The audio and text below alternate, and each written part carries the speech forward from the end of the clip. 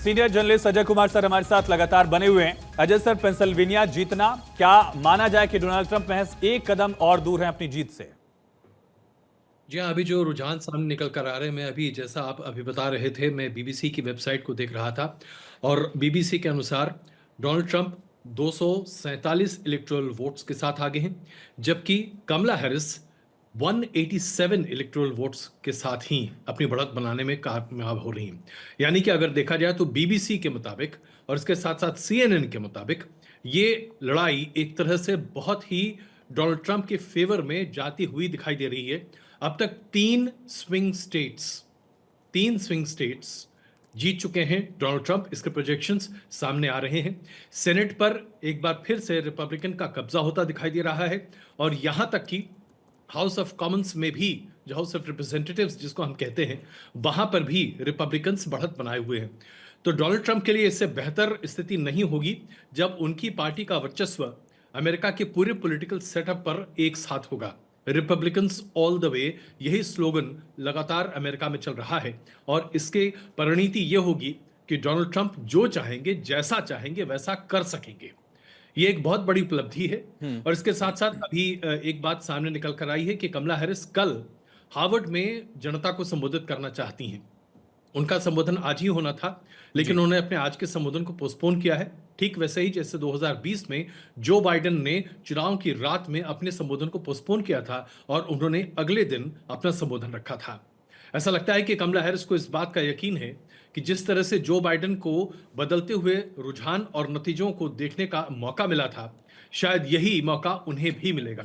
लेकिन अभी तक की जो स्थिति है, उसके आधार पर यह कहा जा सकता है कि जो बढ़त डोनाल्ड ट्रंप अभी ले चुके हैं कमला हैरिस के मुकाबले, इस बढ़त को पार पाना अपने आप में कमला हैरिस के लिए आसान नहीं होगा। तकरीबन 55 लाख वोट से अभी डोनाल्ड ट्रंप लीड कर रहे हैं कमला हैरिस पर। इस 55 लाख के गैप को पूरा कर पाना कमला हैरिस के लिए थोड़ा मुश्किल होता हुआ दिखाई दे रहा है और इसलिए मुझे लगता है कि लगभग आप ये कह सकते हैं कि this election has been done. Sir, सबसे बड़ा फैक्टर क्या देख रहे हैं? वॉर, इन्फ्लेशन, एलजीबीटी राइट्स का भी एक लगातार मुद्दा था जिसकी पैरवी डेमोक्रेट्स लगातार कर रहे थे। इमिग्रेशन का इशू डोनाल्ड ट्रंप ने रेज किया। सबसे बड़ा इशू आपकी नजर में क्या सर? सबसे बड़ा इशू अगर आप देखें तो इमिग्रेशन के साथ साथ अमेरिका इज इन डेंजर, देश खतरे में। अपने इस संदेश को लोगों तक पहुंचाने में डोनाल्ड ट्रंप और रिपब्लिकन पार्टी काफी कामयाब होती हुई दिखाई दी है और यही वजह है कि जिसको हम कहते हैं white cow belt, traditional white rural voters, ये पूरे तरीके से डोनाल्ड ट्रंप के पीछे हैं। बड़ी संख्या में लोग बाहर निकले हैं, उन्होंने मतदान किया है। यहां तक कि अर्ली वोटिंग जो हुई है वो भी इस बार अप्रत्याशित हुई है। 27.5 करोड़ के आसपास एलिजिबल वोटर्स हैं आज अमेरिका में, जिसमें से 7 करोड़ से ज्यादा लोगों ने अर्ली वोटिंग सितंबर से लेकर अभी तक कर दी है। इसमें से ज्यादातर रिपब्लिकन वोटर्स हैं, क्योंकि डोनाल्ड ट्रंप लगातार ये एडवोकेट करते आ रहे थे कि कमला हैरिस और डेमोक्रेट एडमिनिस्ट्रेशन चीजों को मैनिपुलेट करेंगे अपने फेवर में, जैसा उन्होंने 2020 में किया था। क्योंकि डोनाल्ड ट्रंप ये मानते हैं कि उन्हें 2020 में हराया गया था, वो हारे नहीं थे। और ये अपने आप में एक बहुत पहला मौका होगा जब तकरीबन 150 साल बाद अमेरिका एक ऐसे राष्ट्रपति को देखेगा जिसने एक टर्म के बाद बीच में एक गैप टर्म लिया और फिर दोबारा राष्ट्रपति बने।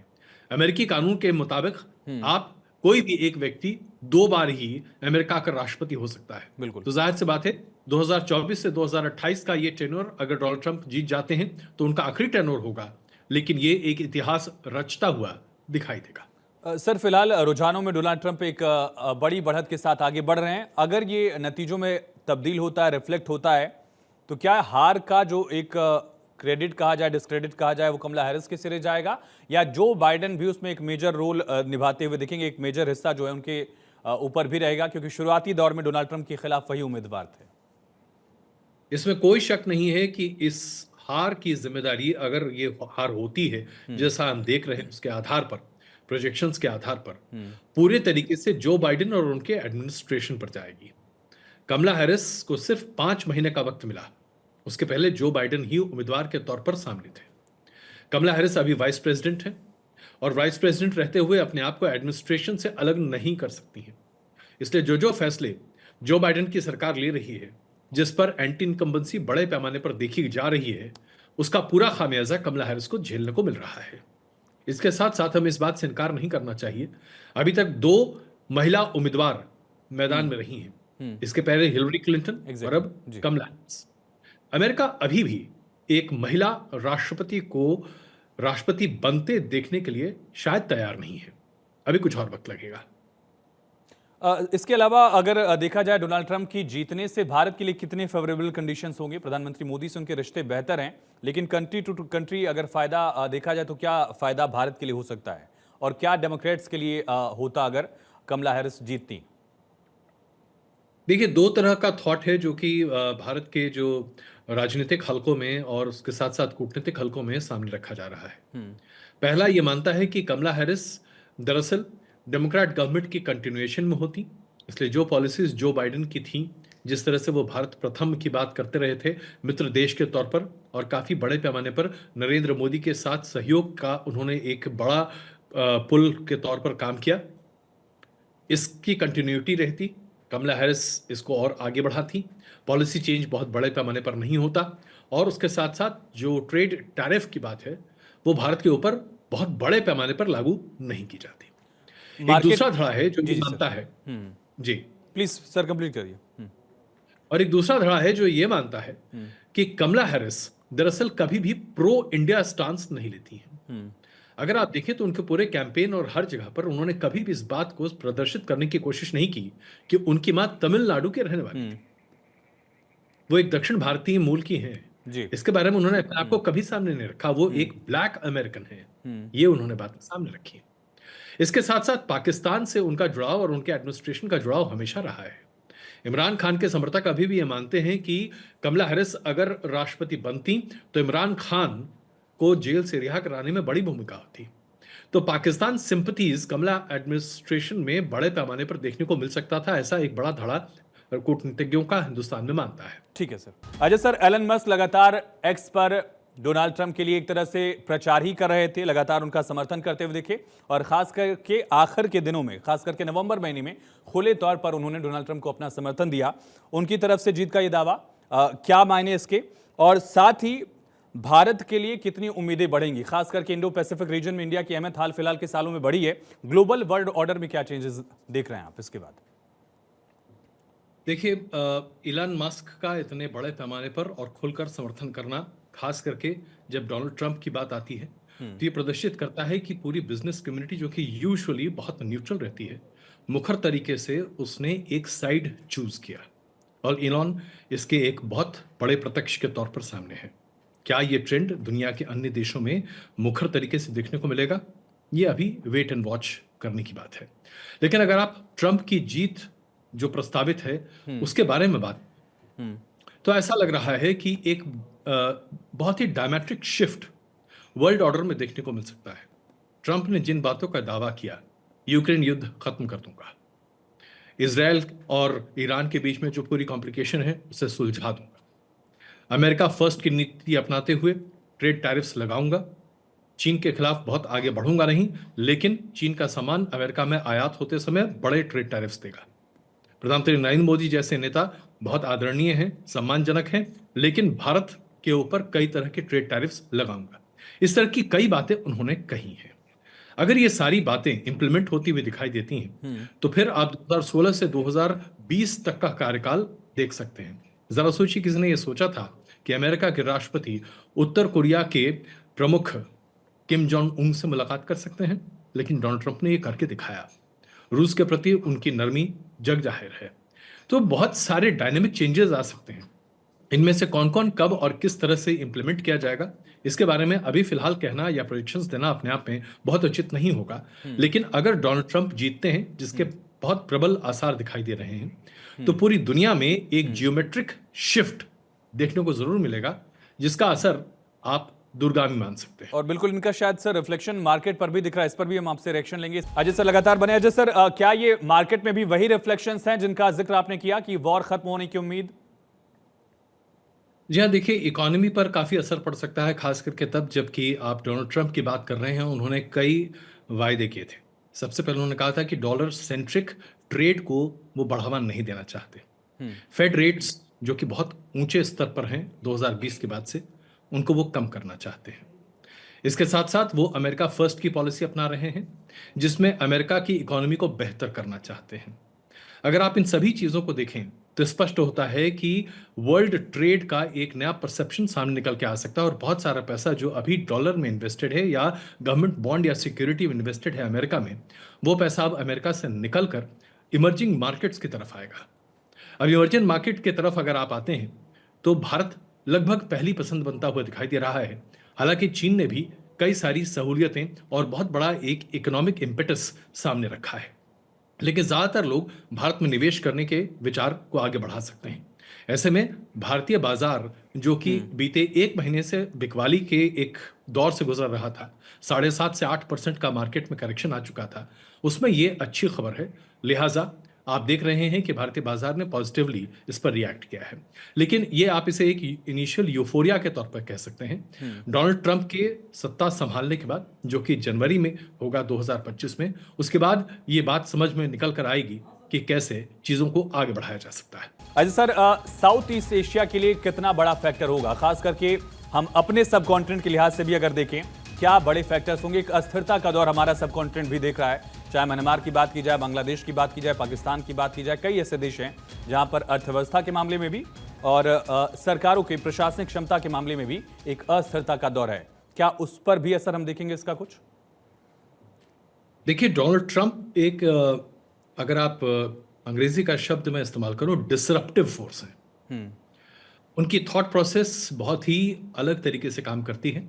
वो कब, कहां, क्या फैसला ले लें, कौन सी बात उन्हें अमेरिकी राष्ट्रहित में लगे और कौन सी बात उन्हें ऐसा लगता है कि फैसला लेने से वो किसी देश को एक एक बहुत ही एज पर ले जा सकें, ये सारी बातें कह पाना बहुत मुश्किल है, क्योंकि अभी तक उनके 4 साल के कार्यकाल में उनका यही बिहेवियर डिस्प्ले रहा है। अगर आप दक्षिण एशिया को लेकर चलें, इसमें कोई शक नहीं है कि अगर आप 2016 से 2020 के उनके कार्यकाल को देखें तो भारत को उन्होंने काफी अहमियत दी थी। क्वाड के गठन में बहुत बड़ी भूमिका डोनाल्ड ट्रंप की थी। ये बात अलग है कि वो चुनाव हार गए और उसके बाद जो बाइडेन सत्ता में आए और उन्होंने क्वाड की इस संगठन को आगे बढ़ाने में भारत की काफी मदद की। एंटी चाइना ग्रेविटेशनल फोर्स के तौर पर डोनाल्ड ट्रंप हमेशा चाहते रहे हैं कि भारत मजबूती से खड़ा रहे, लेकिन क्या उनकी ये नीति आज भी वैसी ही रहेगी, ये एक क्वेश्चन मार्क है। पाकिस्तान को आतंकवादी या फिर आतंकवादी ताकतों का गढ़ मानना डोनाल्ड ट्रंप की अभी तक की नीति रही है। क्या वो इसी तरीके से पाकिस्तान को अभी भी ट्रीट करेंगे, ये एक बड़ा सवाल है। इसके साथ साथ अगर आप देखें तो ईरान पर डोनाल्ड ट्रंप ने जिस तरह का इकोनॉमिक सैंक्शन रखा था, उसमें ईरान, जो कि तकरीबन 26 लाख बैरल तेल 2016 में एक्सपोर्ट किया करता था, 2020 में आकर वो मुश्किल से 2.25 लाख बैरल प्रतिदिन रह गया था, यानी कि मोर देन 100 टाइम्स का रिडक्शन। ईरान को उन्होंने एक तरह से खत्म कर दिया था और भारत की मदद की थी कि वो चाबहार पोर्ट के नेगोशिएशंस में आगे बढ़े, वहां अमेरिका का कोई दखल नहीं था। रूस के साथ भारत के संबंध अच्छे रहे हैं। रूस और भारत के बीच में डोनाल्ड ट्रंप ने कभी कोई दखल देने की बात नहीं की थी। लेकिन अगर अभी आप देखें तो कमला हैरिस के एडमिनिस्ट्रेशन में होते हुए भी या फिर जो बाइडेन के होते हुए भी रूस के साथ भारत के संबंधों को लेकर 19 भारतीय कंपनियों को प्रोहिबिशन लिस्ट में डाल दिया गया है। तो कई तरह की नीतियां हैं जिस पर सवाल खड़े हो सकते हैं, लेकिन महत्वपूर्ण सवाल यह है कि जब सत्ता संभालेंगे डोनाल्ड ट्रंप, उस वक्त वो किस मूड में होंगे। क्या उनको प्रधानमंत्री नरेंद्र मोदी उस वक्त भी my great friend Narendra Modi दिखाई देंगे? अगर ऐसा होगा तो हम बहुत चीजें बदलती हुई देख सकते हैं। अगर ट्रेड टैरिफ्स बहुत बड़े पैमाने पर भारत पर नहीं लगाई जाती हैं तो इससे भारत का बहुत फायदा होगा। अगर चीन के मुकाबले भारत को ज्यादा ताकत दी जाती है, इससे भारत को बहुत फायदा होगा। पाकिस्तान पर नकेल कैसी जाती है, भारत को फायदा होगा, लेकिन नहीं तो फिर हमें अपने रास्ते खुद चुनने होंगे। मिडिल ईस्ट में सर कैसा देख रहे हैं, क्योंकि अब्राहमिक अकॉर्ड साइन कराया था उन्होंने, मिडिल ईस्ट में शांति की कोशिश एक अलग लेवल पर उन्होंने की थी, और खास करके हाल के वर्षों में बाइडेन की सरकार में और ज्यादा तबाही वाला मंजर अगर कहा जाए मिडिल ईस्ट में देखा गया है। ईरान इजराइल वॉर और ज्यादा एस्केलेट करता हुआ दिखा है। डोनाल्ड ट्रंप इसे कैसे डील करना चाहेंगे? जहां से उन्होंने इसे छोड़ा था वहीं से फिर से उठाना चाहेंगे, या जैसा आपने कहा कि उनको प्रिडिक्ट कर पाना इतना आसान नहीं है? मैं अभी भी वही कहूंगा कि उनको प्रेडिक्ट करना इसलिए मुश्किल है क्योंकि आप देखिए सऊदी अरेबिया में बहुत बड़ा एक जनरेशनल शिफ्ट आया। इसमें कोई शक नहीं है कि ऑयल का डिमांड लगातार कम हो रहा है, लेकिन सऊदी अरेबिया जैसे देश जो कि ऑयल एक्सपोर्ट पर निर्भर हैं, उन्होंने डोनाल्ड ट्रंप के समय इसराइल के साथ संबंध अच्छी करने की कोशिश की। ये एक बहुत बड़ा शिफ्ट था अरेबियन पेनिनसुला के लिए। बिल्कुल। और अगर उस प्रोसेस को और आगे बढ़ाया जाता है, जिसका परिणाम हम अभी भी देख रहे हैं, देखिए अभी भी खुलकर ईरान के समर्थन में अरेबियन कंट्रीज नहीं है। हालांकि ईरान के साथ उनकी परस्पर विरोध की बातें हमेशा रही हैं, शिया सुन्नी का कॉन्फ्लिक्ट बहुत बड़ा रहा है, लेकिन अगर डोनाल्ड ट्रंप गल्फ की बाकी कंट्रीज के साथ अपने संबंध को बेहतर करते हैं और वहां ईरान को एक तरह से प्रेशराइज करने की भूमिका निभाते हैं, तो गल्फ के बाकी देश डोनाल्ड ट्रंप के साथ होंगे और इससे इजराइल ईरान युद्ध को एक तरह से खत्म करने में बहुत आसानी होगी। इस युद्ध से बहुत सारी दिक्कतें आ रही हैं। अगर भारत की ही आप बात करें, हमारे जो पूरे सी लाइंस हैं उसके कॉस्ट कम से कम 100 गुना बढ़ चुके हैं। हम ये बढ़ती हुई कॉस्ट को अफोर्ड नहीं कर सकते। हमारे इंपोर्ट्स और एक्सपोर्ट दोनों बहुत महंगे हो गए हैं। तो इस तरह से कई ऐसे मामले सामने आ सकते हैं। अब उन्होंने कहा कि जेलेंस्की साहब से बातचीत ही नहीं करेंगे। जेलेंस्की साहब बहुत परेशान भी हैं, यूक्रेन के राष्ट्रपति। अब अगर उन्हें $73 ट्रिलियन का जो एड मिला था अभी तक जो बाइडेन के एडमिनिस्ट्रेशन में, इसका अगर 10% भी नहीं मिला, सोचिए यूक्रेन का क्या हाल होगा। बिल्कुल। यूक्रेन को फिर अपनी तमाम उन क्षेत्रों को रूस ठीक है को सर। देना पड़ेगा, सौंपना पड़ेगा। जी।